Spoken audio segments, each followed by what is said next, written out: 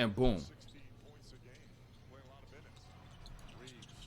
Now, Reaves, the thing I feel is second most underrated about Reaves is his handle. But on this, notice how he's able to mislead Franz first by initiating some contact, getting up into his body, leading him into the screen, and then spinning right off of that. But on Franz's part, he tried to beat him to the screen. As a defender, you can't beat him to the screen. You got to lead him to the screen. So Franz beats him, and he could see early that he's trying to anticipate it, trying to jump it. So boom, he counters, goes, spins right off, open lane downhill. Now it's just like a regular pick and roll. Carter has a lot of pressure. Who he wants to take on, boom. We all love these buckets. Right place, right time. Those buckets are just, thank you. You just say thank you. The ball just ends up right there. That's a bad contest.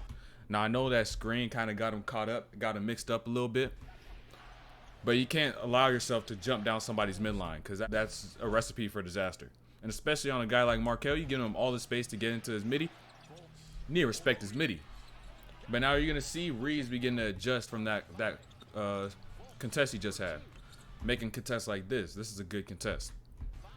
Gets out to the side of his body. By getting out to the side of the body, you get closer to their release point. So now by altering their release point, that's probably the best way you can contest a shot. Because players aren't used to shooting that ball from this side if they usually shoot it from right here, or shooting it more this way if they usually shoot it down the middle. You know what I'm saying? That's probably the best way you're going to contest a shot. You're just not going to be able to get up and block a shot or get a hand on it most times. Especially in the mid-range with guys jumping super high in the air, just not happening. Then boom, another one. Another good contest.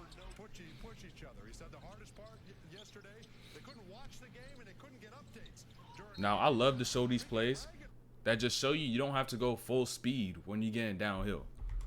Because by slowing yourself down, by staying at your own pace, the defender's already going to go at the pace you're going at because they just need to stay in front of you. They're just trying to do their job. So you move at your pace. Now you're able to be balanced, be stable, be able to get into your pivots, be able to do things like this where you can catch your footwork, get it sharp, get into your fakes. Whereas if you're just a player who just gets the ball, boom, go drive super hard every single time, you're not going to be able to do things like this. And you're most likely going to be the guy who jumps up in the air and tries to find a bailout every time because you're going so fast and you don't really know how to brace that speed except for jumping. So just slow your pace downhill to a point where you're able to stay controlled and still able to make your reads. Now this right here, Reaves is defense against ball screens. And so a lot of times you're going to see him get to these screens, right? And as he gets to these screens, he's not preparing himself beforehand. So a player's getting off that screen, and as they're going off the screen is when he's trying to get past the screen. Whereas he could position himself better before the screen, so now he could get to where he wants to and be able to recover and be in a better position after the defender passes that screen. So boom, right here, Cole Anthony. You see this huge gap up here, right? Take one step up before that screen even gets set. Because you take that one step up, what's going to happen to the screener? They're going to try to take a step up. And if you're already moving to the side trying to get over it, and they're just stepping up, they're a little later than you are. And by the way, I live stream all my breakdowns. So if you want to see these videos a day or two early, or got any questions for me, want me to watch your film, make sure you go hit that link in the description, go follow, and also subscribe, like, and turn on notifications. Let's get right back to it. Boom, moving screen. Ball goes the other way. You get a stop. But now you see Austin Reaves get himself in the position where he just ends up right on Cole's backside.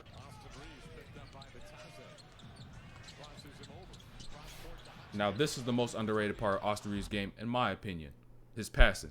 His passing is extremely underrated. This move right here, great change of pace, great push cross, boom, right?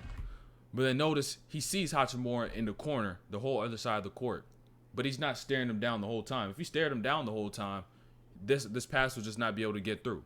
Because the defense is going to read their eyes and they're going to read what they're looking at. If they see you're reading something for super long, boom, they're going to jump that lane, take that pass away.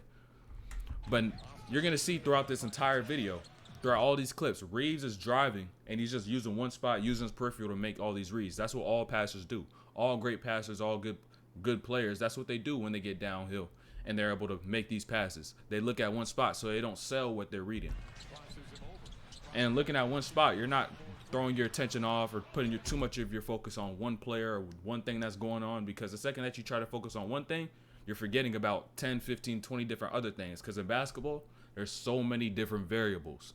There's so many different variables. So if you try to focus on one, you're just forgetting everything else. You're only focused on the 1% then.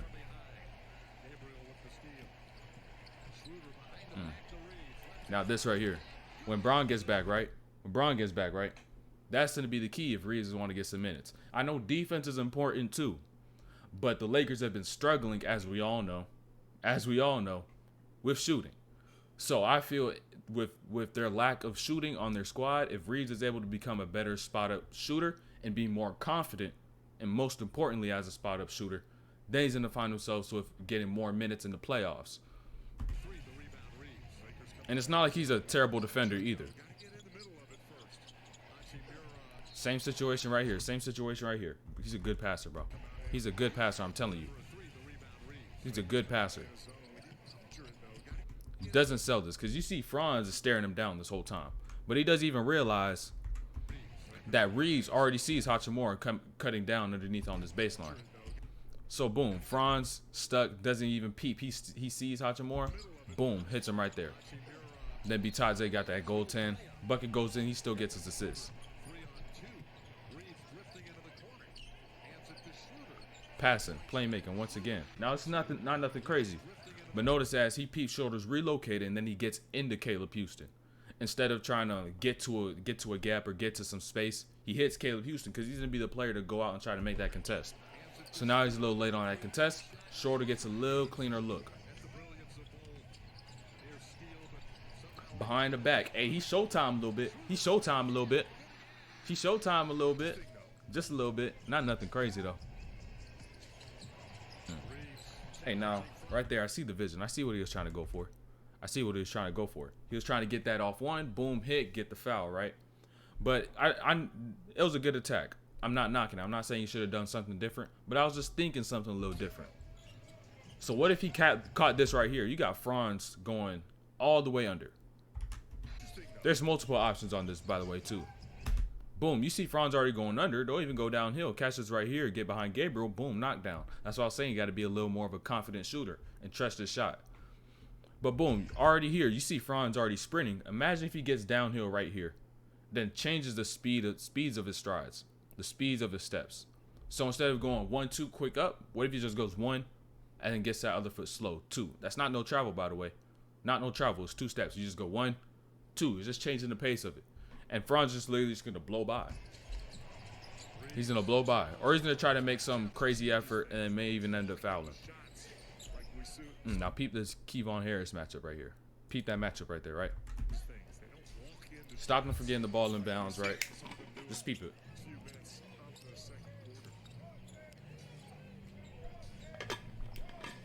Tells him to go to the other side. Tells Troy Brown to initiate it. He's facing pressure. But that's Troy Brown. He's not no point guard. Troy Brown is not no point guard, all right? So, in a situation like this, you got to kind of be a little selfish and just be a little honest. And just be straight up. Like, you don't want Troy Brown to be your initiator. I know everybody in the league has a handle. They're capable of doing so. But in the course of a game, this is not what you have him on your roster to do. And literally, you could stop this right here simply just by bumping off and creating some space. Matching his physicality, because Harris is picking up full court. He's picking up full court. So if you literally just match physicality, boom, bump, show a hand, get open, get to some space, he'll be able to get that ball right back. Now once again, Kevon Harris. He's one of those players, like I was saying, super physical, trying to speed you up. He's gonna try to do whatever he can to make things hard for you. So if you don't match his physicality, he's just going to end up dogging you. And I see a lot of players who play that style of defense in high school and then players on offense who fold to it. But right here, you're about to see Reaves counter to it. Peep it. Peep it.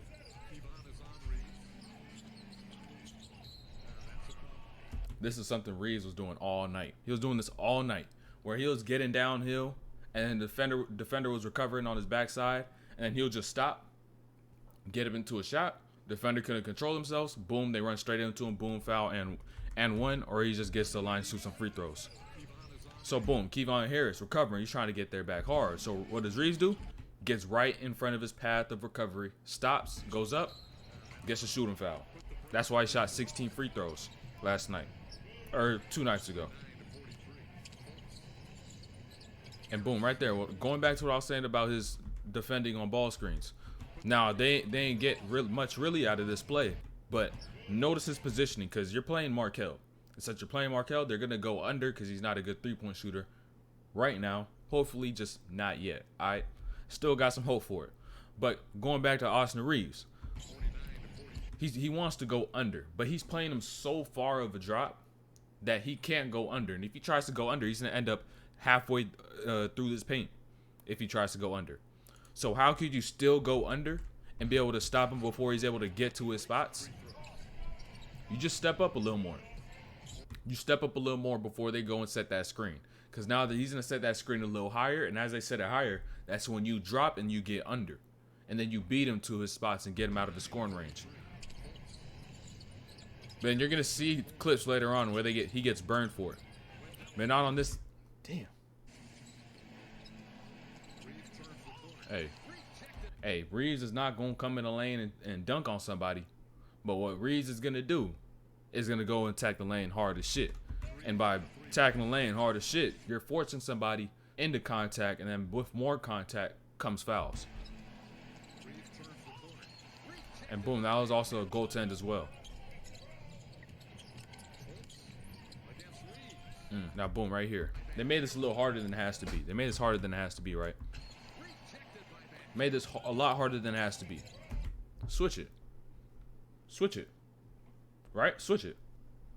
Beasley, Reaves, about the same size, could definitely guard either Harris or Fultz. Switch off of it. Just switch it. Easy. Made this possession a lot easier for the Magic than it had to be. I'm telling you, Reaves could pass, bro. I'm telling you, the same situation like I was telling you before. He's coming downhill, he's attacking, he's looking at one spot and reading the floor instead of just looking at one player and eyeing them down. Because eyeing players down is what's going to sell your pass. Boom. Eyes down, sees Paulo, and just flips that pass right up from his right side. Flips it right up, lob to Vanderbilt.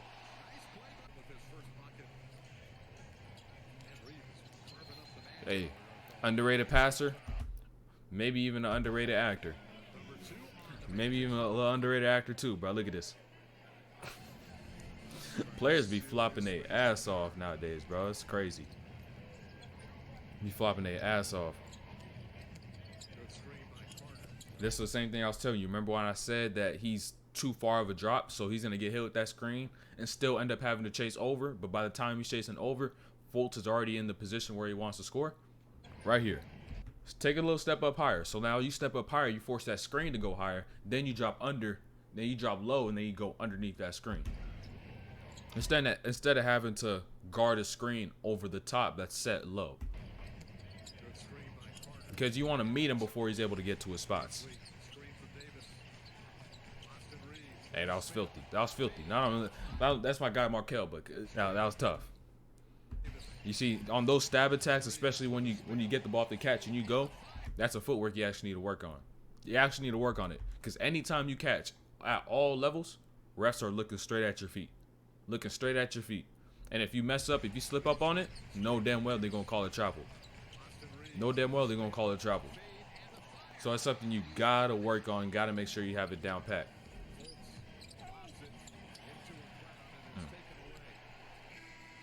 Hey. I ain't gonna lie, at this point, I was like, damn. I know he's gonna get something. I know he's got to do something this second half. I ain't gonna lie. I knew he was about to get a career high or something.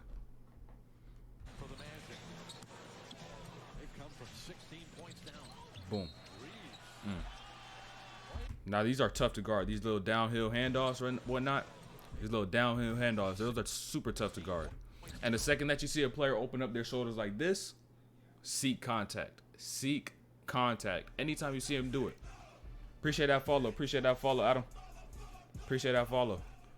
But anytime you see a player open up their shoulders, seek contact. Because if you bump them, I don't care if you initiate the contact, they're out of legal guarding position. Boom, foul. And I know a lot of people hate that rule. A lot of people hate that foul call. But it is what it is. They're not in legal guarding position. You bump them, boom, you get to the line, you get your free throws. You know what I'm saying?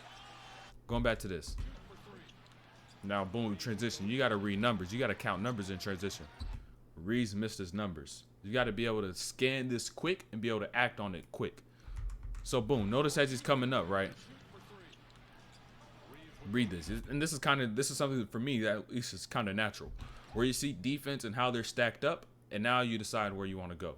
So now you see Hachimura and Schroeder running on the same side, and then you only got Houston in front of them on this side. You got Harris and Fultz on this side, and then Bitadze is going to be the other defender. Give me 1 sec, Adam. Bitadze is going to be the other defender to recover, but he's still behind. So boom, you hit one, commits Caleb, Houston, and then boom, you swing another. That's another hard closeout. Boom, your attack. Now you're getting the defense into rotations.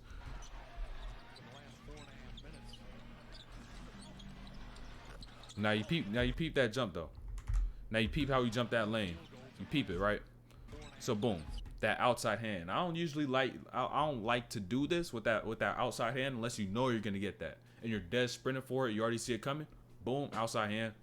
But if you're playing in help defense, one thing that you should do that's really gonna help a lot is to, one, make sure you keep your chest to your defender. Chest to your defender, so that when you gotta go and close out, you're just turning your head and then you're going. So boom, start there. And the hand that you do play in the gaps, that you do try to dig with, that you do try to get into the lanes, is an inside hand. So this for Reaves right here will be his right hand. So he has his chest to his defender. He's still looking at one spot down the middle to see both. And then boom, he's got that other hand out. So now you're already right there. You're already sticking that arm out into that lane, trying to get that pass instead of trying to overextend on it. Because notice as he overextends, he has to open up his body and turn it the other way of his defender. Boom, he has to turn it that way, then he has to open back up and go chase in a bad angle as well. So boom. I mean all this to say, like I was saying, chest to man, inside hand in the gaps, inside hand as your dig, and then if you're going to reach in that passing lane, still use that inside hand. Because even if you miss it, you take one step out, all you got to do is turn your head and boom, get down. So, boom. Shot by Cole. Could have been there a little earlier and been able to run him off the line maybe.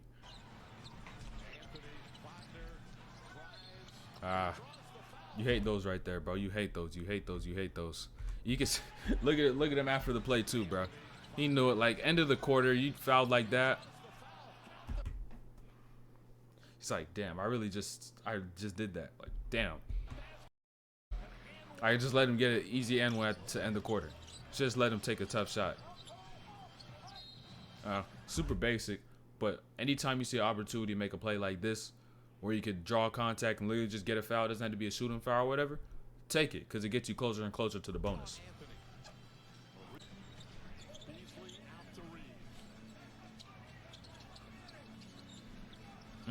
Like I was saying, underrated passer. Under pressure, no problem. Stays composed, makes the read. Hachimura finishes it off. Now that's the defense I was talking about on ball screens. That's good right there, all right? That's good right there.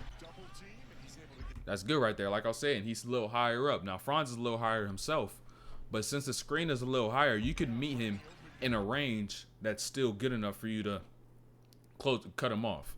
And mind you, this is Franz Wagner. Franz Wagner doesn't take a lot of pull-up threes or pull-up twos, which is what he should add to his game. I could do that in a whole nother video. But for now, let's focus on Austin Reaves. Great defense going underneath that screen. And this is the best defense you could play. Best defense you could play right there. So, do players even box out nowadays for real? I bet you the NBA, I wish there was a stat that showed the average box outs per possession. If there is, I gotta see it. Because it has to be like 1.3. Like maybe 1.3, bro. Players just be skying in, grabbing boards, bro.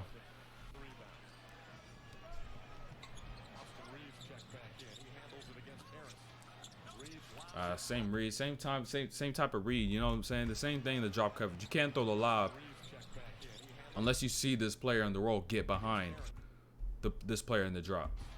So this is a position where Harden is really good, because he'll get in the air and then kind of allow his float to do the job. Like he'll throw his lobs as a float, and if he wants to float it, he'll just float it regular. So he could wait up until the ball's already all the way up there. Instead of having to go all the way up and throw that pass, He delays a little bit, so now he has a little more time to read that player who's in that drop to see if they're going to commit to him or they're going to commit to the roll. So now he can just float that ball in, or he can just float the ball to a lob. And so coming off these screens and trying to read these bigs to see if they have the lob or not, should he throw this pass over the top or not, that's something that you could do to be able to delay that and give yourself a little more time to make these reads.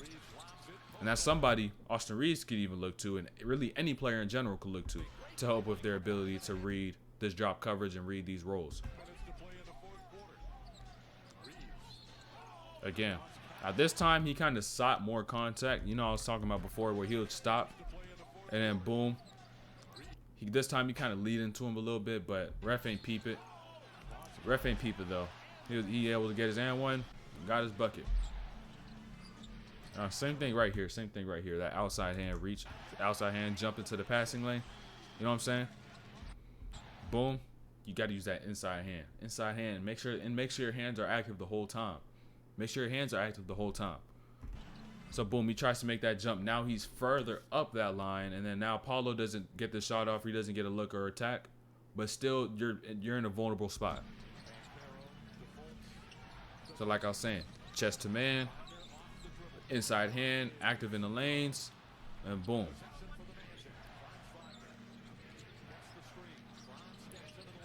Another time, ball screen defense. Ball screen defense. He's got to get himself in better positions earlier before he goes off that screen, right? He's got to get himself in better positions earlier. So boom. Franz Wagner. You could go under screens with Franz because, like I was saying, he doesn't shoot a lot of pull-up jumpers, but he should shoot more pull-up jumpers because he may see this a lot. And he's really good going downhill. As you see, he gets into very crafty footworks, but again, that's a story for a different video. So boom, you see Reaves kind of get here, and it's like, I don't know which way I'm gonna go. I'm gonna go under because then you see him drop back, and then he's like, okay, I'm gonna go over. Then he gets caught up with Wendell Carter, and now he's just completely out the play. Wendell Carter dies, and then he's able to get to the other side. Boom, swing, swing. Now he knocks it down. Reaves' legacy game. Reaves was going crazy, man. He has 16 free throws, so it wasn't like he was doing like a whole bunch of crazy stuff either. Paulo bailed him out, bro. I think this is the second time this year where we seen Paulo foul somebody late in the game with a game like in a close game. I think it's the second time this year. I don't know what's up with him, but like he's got to tee up on that. He's got to tee up on that. Great defense to go under right there on Franz. You peep that? Peep that right before they finish off the possession. It's higher up. Now he's able to go under and able to beat him to the spots where he's able to attack and be able to be a threat. Finish this possession off.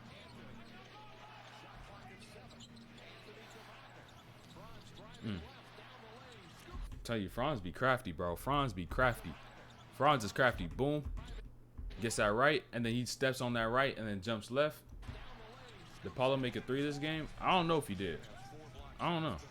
I don't think he did. I'm not sure. Good pull up by Reaves, though. And those previous plays, get right here, boom, stop, hit somebody on his backside, boom, go up, hit the foul. This time, he fools out the big. Wendell Carter continues to go downhill. He just stops on a dime, pulls up, good soft touch, gets the bounce. And boom, the rest of this was free throws. Fouls, knocking down free throws. Gets this once again. Boom, fouled once again. Austin Reaves, 35 piece. Is he worth $50 million? That's what he's looking for in free agency. Is he worth it? I think he'll probably end up getting it somewhere if it's not from the Lakers. And if they let him go, Lakers lost another good player. In due time, we'll see what happens. But for now, we're just going to let this season unfold, see if the Lakers make the playoffs, see if they make the play-in. First things first. So